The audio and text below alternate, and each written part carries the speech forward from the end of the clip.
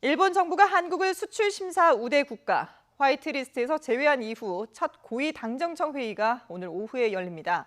향후 대책이 논의될 것으로 보이는데요. 이런 가운데 정치권도 현 상황을 돌파하자는 뜻에는 공감하고 있지만 처방전은 여야가 각각 다릅니다. 국회에 나가 있는 취재기자 연결해 보겠습니다. 최기성 기자. 네, 국회입니다. 예. 자, 오늘 고위 당정청 협의회가 열릴 예정인데요. 어떤 얘기들이 오고 갈까요? 네, 일본이 한국을 화이트리스트에서 제외한 뒤 처음으로 당정청 고위급이 한자리에 모입니다. 오늘 오후 2시로 예정된 고위 당정청 협의회에선 향후 대응책이 논의될 전망입니다.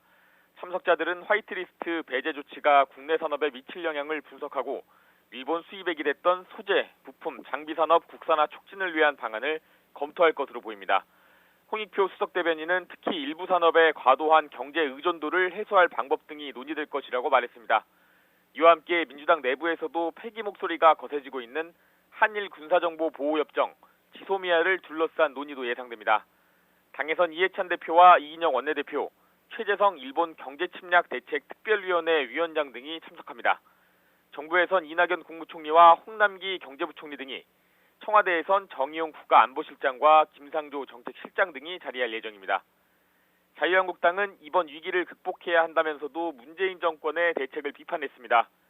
나경원 원내대표는 어제 자신의 SNS에 글을 올려 문 정권이 말로는 결사항전을 부르짖으면서 어떻게 일본을 이겨낼지는 관심이 없다고 지적했습니다.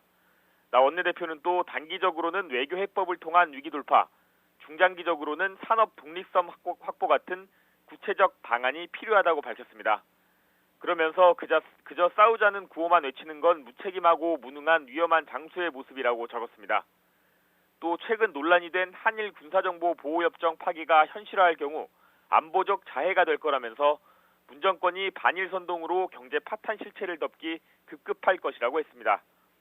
여야 이견과 별개로 이번 주에는 여야 5당이 모두 참여하는 일본 수출규제대책 민관정 협의회 두 번째 회의가 열릴 것으로 보입니다.